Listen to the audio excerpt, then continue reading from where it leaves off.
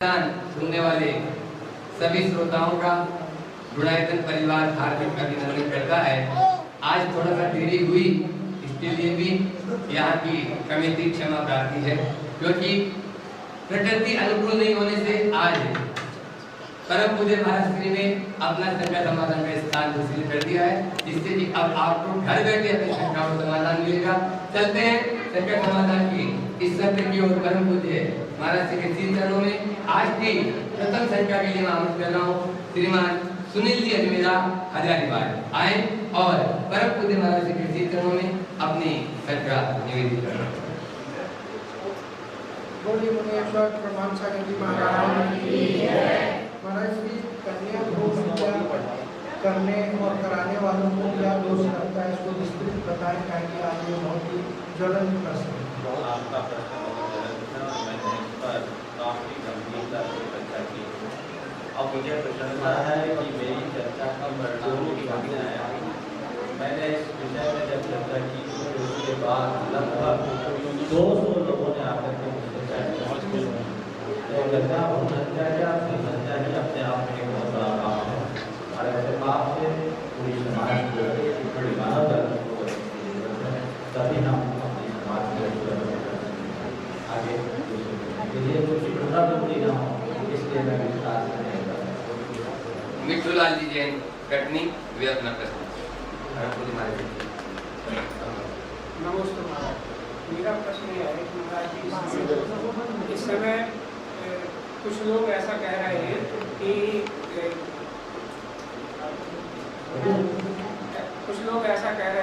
कि दीपावली के समय पे जो पूजा करते हैं अपन, उस समय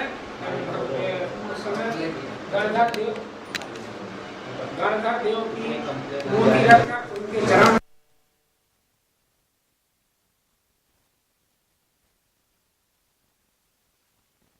उसके ऊपर भगवान महावीर स्वामी की मूर्ति रखता है, ये पूजा करें। क्या ऐसा अपने जैन धर्म के अनुसार उचित है? ऐसा हमें जैन धर्म में बीज रास्ता की पूजा होगी, आदर्श और बीज रास्ता ही हमारे लिए उदाहरण है। बीज रास्ता पिछले दिनों दीपावली पूजा की संपूर्ण विधि की चर्चा लक्ष्मी का सरस्वती का जो वर्तमान में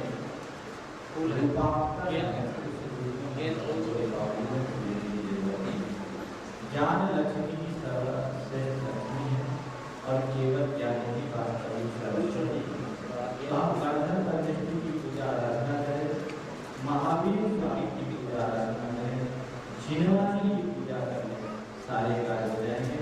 अगर हम गणोत्तर सरस्वती की मूर्ति रखें, भगवान की कृपा भगवान को ज्ञान लक्ष्मी संपन्न है और वो खुद सरस्वती स्वरूप है, जो हमारे आत्मा को सजाने में निमित्त है। अन्य किसी लक्ष्मी सरस्वती का जैन पूजा विधि के अनुसार कोई मान्य नहीं, उनका कोई मान्य नहीं, और समाज को किसी भी प्रकार की मान्य नहीं होना। मनोज जैन चंद्रनगर अजमेर से पूछे महाराज जी, मैं हर रविवार को मंदिर जी में बच्चों की धर्म की कक्षा पढ़ाता हूँ, क्या बच्चों के लिए कोई छोटा प्रतिक्रमण है? अगर है तो बताइए।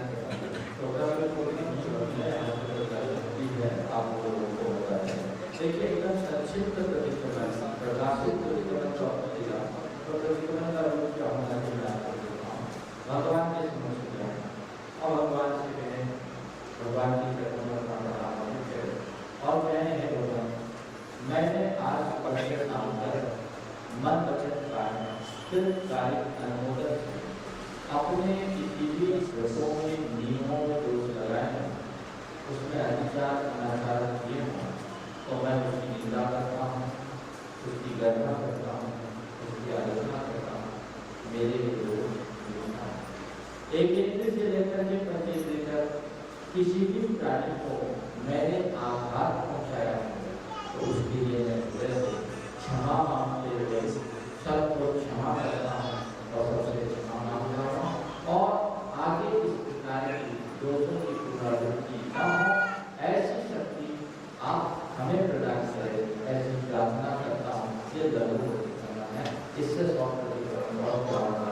दोषों के प्रक्षालन का नाम, दोषों के शोधन का नाम फिर दोष निराकरण परिक्रमण, किए गए दोषों के निराकरण का नाम परिक्रमण है। तो एक परिक्रमण पाठ वाला परिक्रमण होता है और दूसरा परिक्रमण दोषों के एहसास होते ही जो अपनी आलोचना यानी अपनी निंदा करते हैं वो होता है।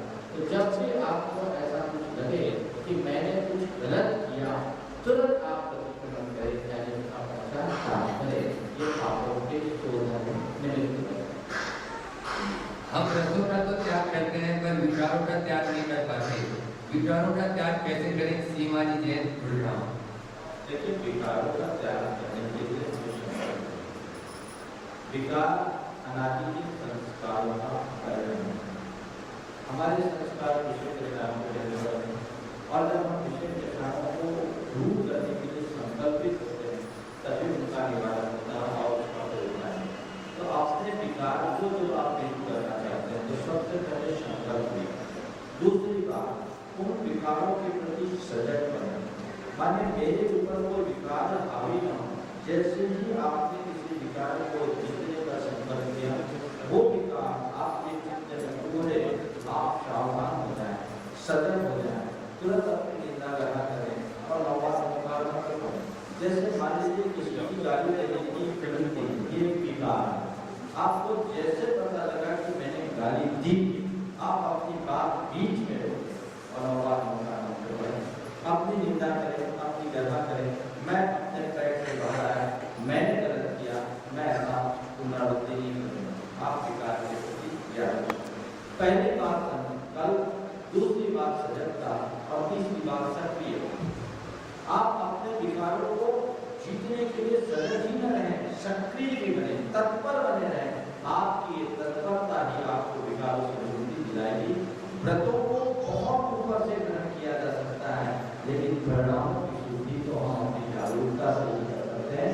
इसलिए आप संकल्पित और सजग हों और सक्रियता अपना विकारों को मिले। अशोक जी जैन बैंगलोर से पूछने वाले, आजकल जैन समाज में भी रात्रि में शादी का चलन हो गया है। रात में शादी होती है तो द्रव्य से विवाह पूजन की जाती है। क्या हमें रात्रि में द्रव्य पूजन करना चाहिए? देखिए, रात्रि विवाह हम तो कहते हैं सारे पाप रात में। रात एक दूसरे प्रकार की सीढ़ी दिन डिनर डांस, ये आज से लगभग 15 साल पहले मध्य प्रदेश में तो वहाँ हमने अभियान चला। दिन में शादी, दिन में तो यही हिंसा का जयपुर। मुझे कहने में बहुत अच्छा लगा कि उस पूरे मध्य प्रदेश की जनता ने हमको मान दिया और लगभग समझो मध्य प्रदेश के खासकर बुंदेलखंड के हिस्से में सारे समाजों ने अपने स्तर पर ये नियम लिया कि हमारे यहाँ जो भी वैवाहिक कार्यक्रम होंगे वो दिन में संपन्न होंगे, उसमें दिन में ही शादी और दिन में ही भोज होंगे और समाज में परिवर्तन। क्योंकि रात्रिकालीन विवाह के कारण शराब आदि का चलन बहुत तेजी से अन्य अनर्थ तो ठीक हमारी पीढ़ियां भटक गई। तो ये रात्रि में जो शराब, जुआ, अन्य कार्य होते हैं, ये बहुत अच्छी बात नहीं है, इससे हमारी पीढ़ियां भटक गई। आज मैं शराब पीने वाले युवाओं और तो युवतियों में भी ये चलन आ गया जो आप लोगों के लिए बड़ी जरूरी सोच रहे हैं। जैन समाज की युवतियां भी अब शराब पीने लगी, अकेले। और जब मैं उनसे बात करता हूँ तो उन्हें वो एक ही बात करते हैं, अकेले लेते हैं और उनके मुख्य अकेले शादी विवाह और 31 जैसे अवसरों पर तो वो करते हैं कि आते जाते हैं पार्टी शादी में कोई ले लेते हैं। ये कार्यक्रम दिन में संपन्न हो तो सब अपने आप काम हो जाए और बहुत सारी बुराइयां दूर होती है, फिजूल खर्ची बंद होती है। इसके ऊपर ध्यान रखना है। जब ये अभियान हम चला रहे थे सन 1998 की बात है, 27 दिसंबर 1998 को इंदौर की नई दुनिया अखबार में समाचार था।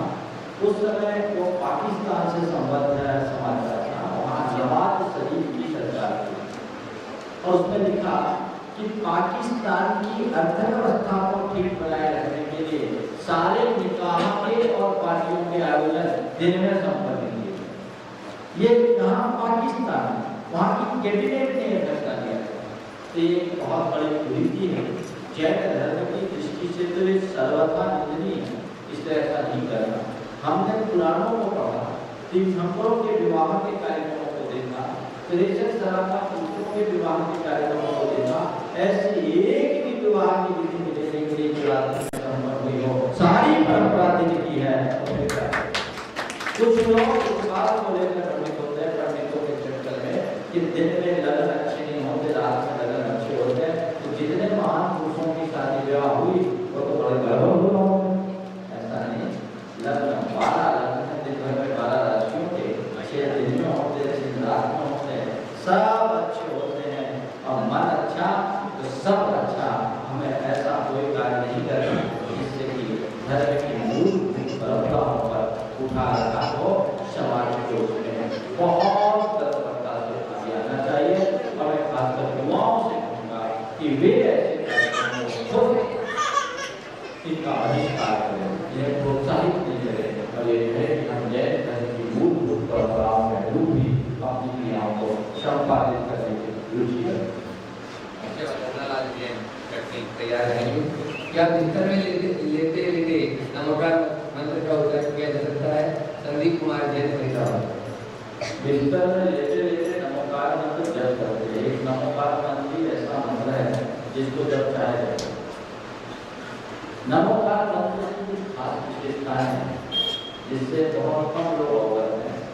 ये नमोकार मंत्र एक ऐसा मंत्र है जिसको आप किसी भी क्रम से पढ़ सकते हैं, आगे पीछे ऊपर नीचे, 1 2 3 4 5 5 4 3 2 1 2 4 3 1 2, कोई भी क्रम अरहंत से लेकर साधु तक के किसी भी पद को कहीं भी उच्चारित कर सकते हैं, आपको कोई दिक्कत नहीं। नमोकार मंत्र एक ऐसा मंत्र है जिसको आधा अधूरा भी पढ़ो तो कोई दिक्कत नहीं।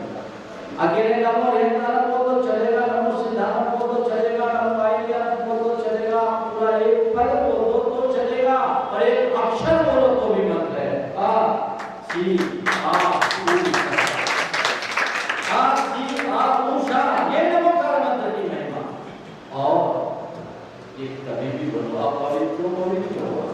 आचार्य भीष्म स्वामी ने जय भवला में लिखा कि जय भवला की पहली पुस्तक का ये वचन अनंतर नमोकार संपहि बनवादो असन से गुण सम्मोख है गारोति तम्मा भोजन पायन ज्ञान प्रचापन सब तत्तेषु भक्तिये नमोकार पूजा के अनंत नमस्कार मंत्र तात्कालिक पुण्य के बंध से असंख्यात पाप की क्षय का कारण है। इसलिए खाते पीते चलते फिरते हर कार्यों में भक्ति पूर्वक नमोकार मंत्र पढ़ो। मैं तो आपसे कहता हूँ, कुछ लोगों को नींद की बीमारी है, नींद नहीं आती। जब नींद ना आए तो इधर उधर की चिंता में खोने की जगह परमेश्वर का नाम जपने लगो, देखना कितनी आसानी से मिल जाती है। पर परमेश्वर नमोकार की गोरियां तुम्हें सुलाएगी बाहर से और जगाएगी अंदर। आप खाते खाते भी नमोकार जप सकते हैं, उच्चारण करते हुए बिना उच्चारण करते।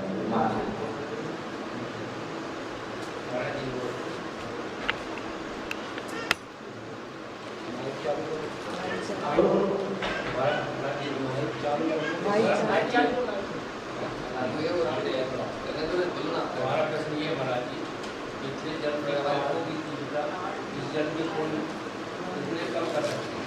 जबकि कहा यह जाता है कि ये जो अपने के जल आपका आंसर समझ लिया। इनके प्रश्न का कि अतीत जन्मों के पापों को हम वर्तमान के पुरुषार्थ से कितना कम कर सकते हैं। लेकिन ऐसा कहा जाता है कि आज जो हम कर रहे हैं कल भोगेंगे, निश्चित हम कल का भोगते हैं। लेकिन फिर भी अतीत को हम अपने वर्तमान से कुछ बदल सकते हैं। ये वर्तमान पुरुषार्थ की बहुत बड़ी ताकत है। अतीत में अज्ञान दशा में यदि किसी जीव ने कोई कर्म किया, ज्ञान के बल पर उन कर्मों को एक पल में नष्ट कर दो।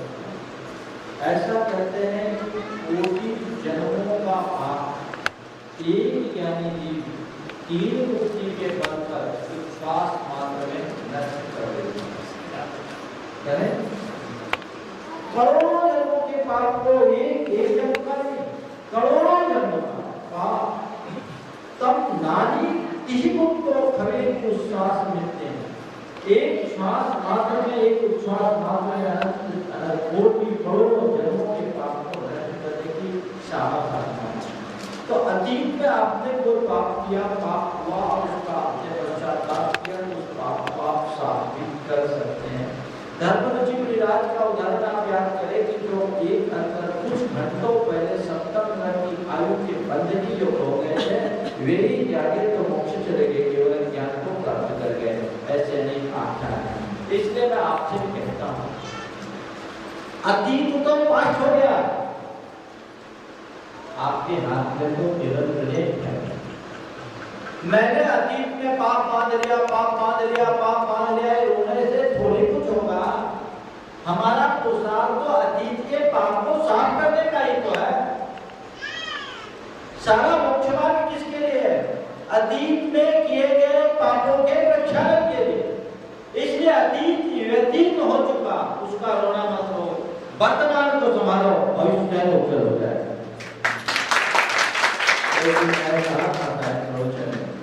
कि पास हो चुका वो डस्टबिन है, पास हो चुका वो डस्टबिन है, और फ्यूचर आया नहीं वो नोटिस बोर्ड है, और प्रेजेंट तुम्हारी टेबल की फाइल है, इसको देखो सारा काम अपने आप करेगा। इतनी ताकत है कि अनंत जन्मों का कर्म एक अंतर्मुख में खपाया जा सकता है। भरत चक्रवर्ती ने क्या किया?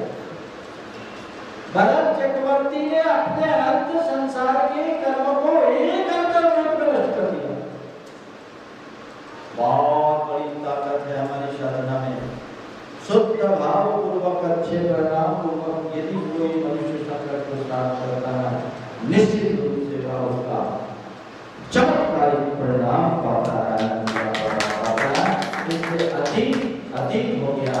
ऐसा भी लिखा है प्राचीन शास्त्रों में कि किसी मुनि के द्वारा कोई महाअपराध हो जाए, अतीत जन्म की बात जाने से इस जन्म में भी कोई अपराध हो जाए तो गुरु से प्रायश्चित लेकर न केवल उसकी शुद्धि कर सकता है, अपितु शुद्धि के साथ साथ सिद्धि तक पहुंच सकता है।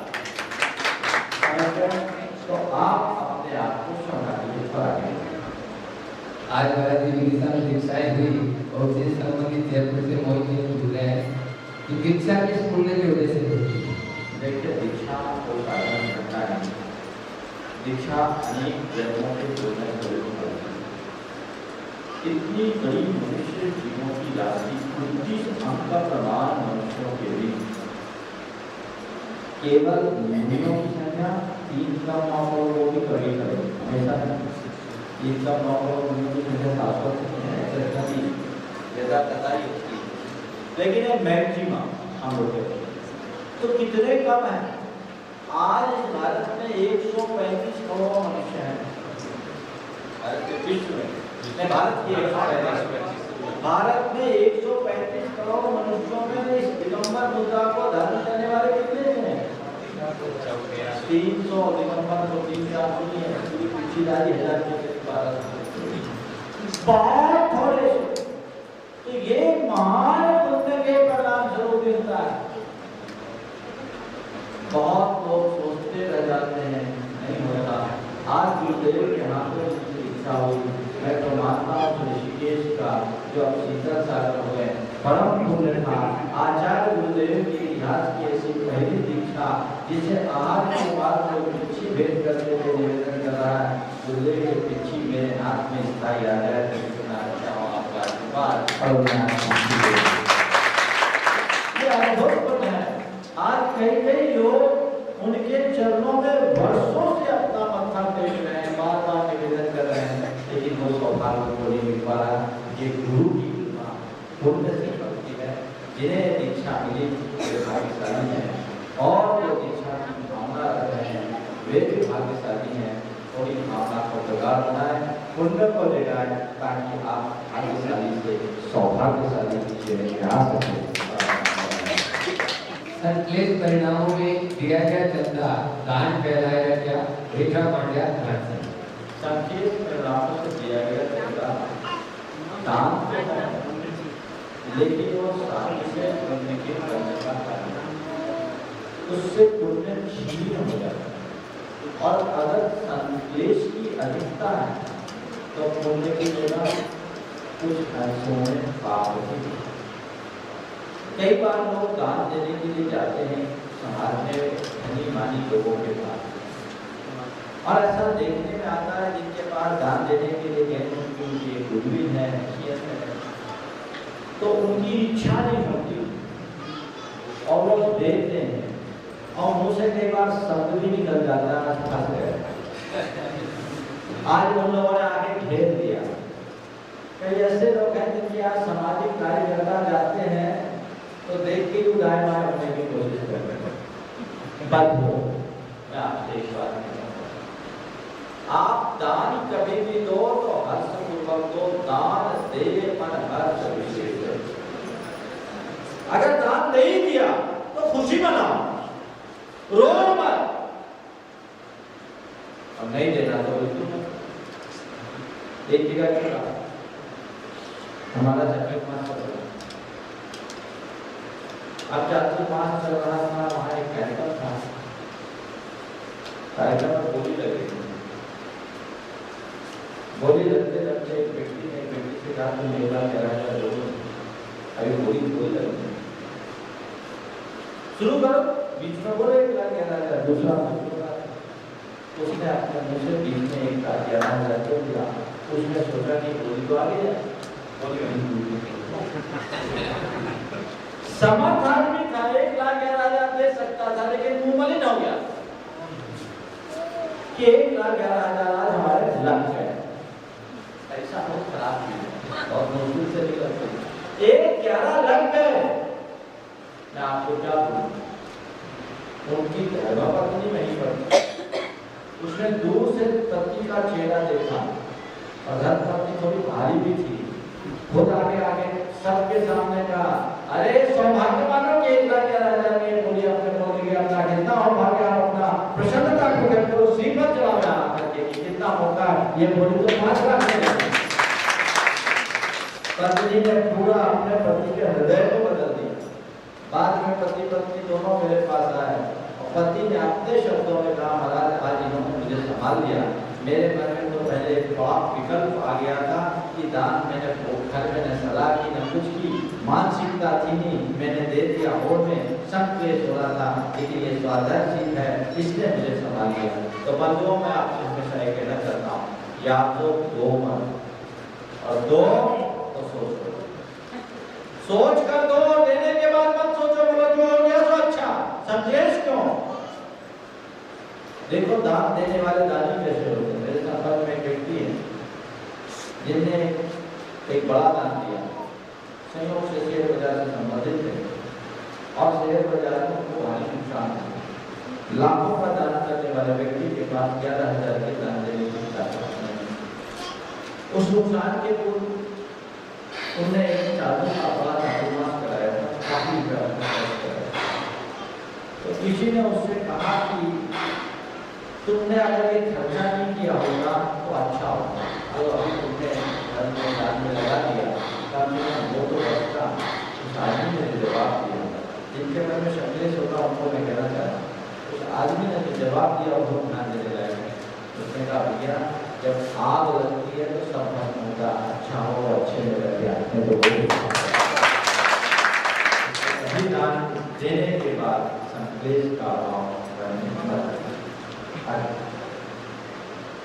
आसाम से प्रमोद जी पाटिल पूछे, अगर मंदिर की विधि में दरार आ जाए तो दोष है क्या, इसका समाधान क्या है? अभी दरार तो अपने आप में दोष है और उसका समाधान यही है कि किसी प्रतिष्ठा घर को बुलाकर उत्थापन विधि के द्वारा देवी को आप फिर से दूसरी बनाए, उसका किसी परिवार में कोई आत्महत्या करता है तो उसका पाप उसके परिवार वालों को भी लगता है और उसका पश्चाताप कैसे कर सकते हैं? देखिए आत्महत्या करने वाले के लिए 6 आपकी करना चाहिए। अन्य पूरे पूछा कि 6 माता मतलब किसको रखे, पूरे कुंडे को तो उन्होंने कहा नहीं, पूरे कुंडे को नहीं, 3 पीढ़ी तक उसे उसके माता पिता को वो उसके साथ रखें। इसके अलावा उनके भाई बंधुओं को उसके माता पिता ने उनका जो 12 दिन का आप यहाँ सुपर परिवार और उसी को अपने प्रॉफिट का कम से कम कितना प्रतिशत दान करना चाहिए? क्या घरेलू खर्च निकालकर दान का प्रतिशत निकालना चाहिए? दान प्रतिदिन करना चाहिए या एक साथ माह के अंत में अथवा साल के अंत में? समय केवल 4 मिनट बता रहे हैं।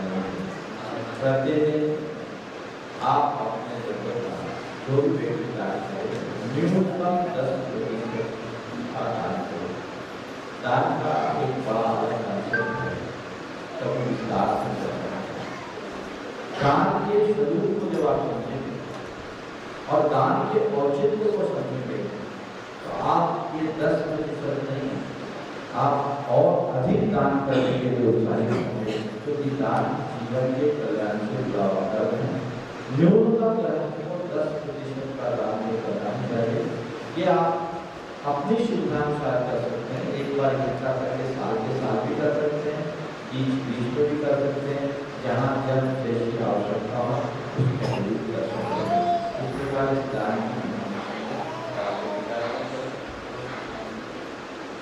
अभी ऐसा का समाधान चलता रहेगा। कुछ सूचनाएं जो मैं पहले दे देता हूँ, उसके बाद फिर से सुनने लेंगे, समय बचेगा तो। बंधुओं, आप देख रहे हैं गुणायतन से प्रतिदिन देश के कोने कोने से लोग जुड़ रहे हैं और जुड़ना भी चाहिए, क्योंकि शाश्वत तीर्थ राज पर एक ऐसा शाश्वत कार्य होने जा रहा है जिससे प्रत्येक व्यक्ति को जुड़ना है। आज सूत्रधार रूप में जुड़े हैं श्री सुनंदा सुरेश तांडे कारंजा कर्नाटक। जोरदार ताली से स्वागत है। निर्माण निधि सदस्य के रूप में जुड़े हैं श्री सीटेल रत्नचंद्र प्रसाद कुमार जैन बिलासपुर। ताली रहेगी। निर्माण साथी के रूप में श्री सुभाष चंद्र जी रूपचंद जी जैन संयम जैन जलगांव। बंधुओं, एक तो बहुत ही अच्छी अभी मेरे पास में पर्ची ला देती है। अपनी पहली सैलरी सचिन कुमार जैन सनम अमित कुमार जैन आद्य नगर देवास से उनको 10,000 रुपए मिले पहले सैलरी में, और पूरे के पूरे उन्होंने अभी दान कर दिए हैं। मनोज जी गोदा दिल्ली करोल बाग, इन्होंने भी निर्माण निधि में अपना सहयोग दिया है। श्री कोमल चंद जी जैन ललितपुर निर्माण सदस्य, श्री हुकुम चंद जी जैन इकबाल निर्माण सदस्य, श्री बलेरा कुमार जैन, श्रीमती माधुरी जैन गुड़गांव हरियाणा, श्री कैलाश जैन, मनोज कुमार गोदा न्यू दिल्ली। ये सभी महानुभाव निर्माण सदस्य के रूप में जुड़े। जोरदार ताली। बच्चों, आगामी 30 अक्टूबर से 6 जून तक आप 30 अक्टूबर से 6 नवंबर तक आप लोग बोले नहीं, 6 जून पूरा हुआ। 30 अक्टूबर से 6 नवंबर तक अष्टालिका महापर्व में सिद्धों की आराधना इस पावन सिद्ध भूमि में, जहाँ से अनंत सिद्ध आत्माओं ने अपने निजत्व को प्राप्त किया, ऐसी पावन भूमि में सिद्ध चक्र महामंडल विधान परम पूज्य महाराज जी के सानिध्य में होने जा रहा है। मैं चाहूंगा प्रत्येक व्यक्ति इस सिद्ध चक्र महामंडल विधान में भाग ले। समिति द्वारा पूरी व्यवस्था की गई है। मात्र 2100 रुपए में आप इंद्रियकरण के रूप में अपना नाम आज लिखा दें, और साथ ही उनके भोजन आवास और वस्त्रों की व्यवस्था समिति द्वारा करें।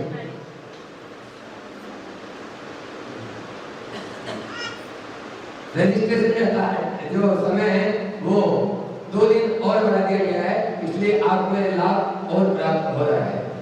और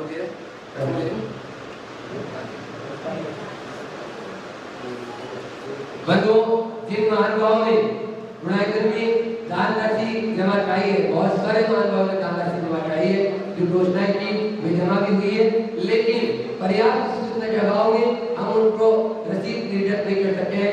आपसे अनुरोध यही है कि आप अपने बैंक की बैंक स्लिप या जो भी आपने वहाँ पे जमा कराया उसकी तारीख, मैं तारीख के और अमाउंट के साथ में आप यहाँ के कार्यकर्ताओं से जो आपके टीवी स्क्रीन पर चल रहे हैं उनसे संपर्क करें, अथवा ईमेल, व्हाट्सएप या बाय पोस्ट आप अपनी जो बैंक स्लिप है वो भेज देंगे, जिससे कि आपको सीक्रेट यहाँ से सब धन्यवाद पत्र के साथ में आपको रसीद भेजी जा सकती है।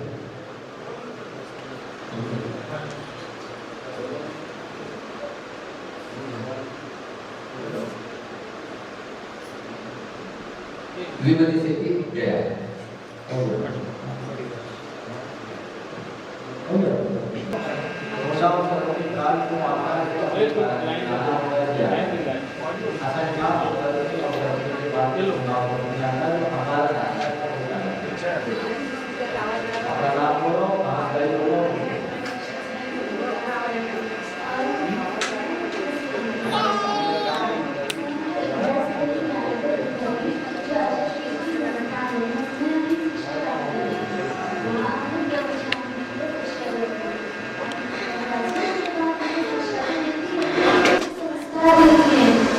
बेटे तुम हो ना, कल हो ना, कल तुम माइक पे पूछना जब लाइव जाएगा। रुको, चलो और पूरी बात बोलना, ठीक है?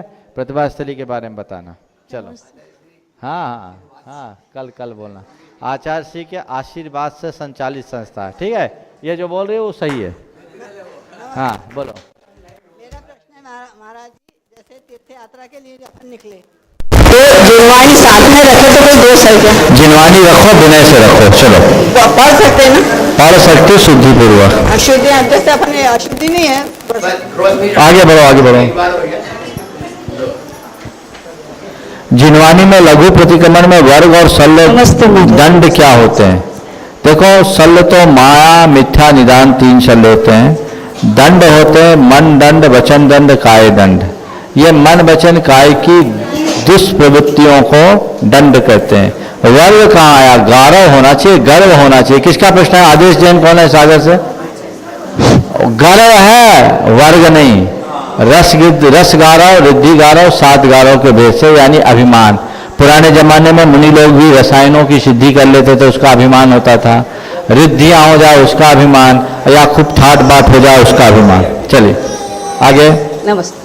जल्दी करो, बस 2 प्रश्न और। हाँ, क्या प्रश्न है महाराज जी? हाँ हमारा आत्मा आता है। हाँ, बोलो नहीं। हाँ, हमारा जीवात्मा आता है, हाँ, फिर जाता है। हाँ।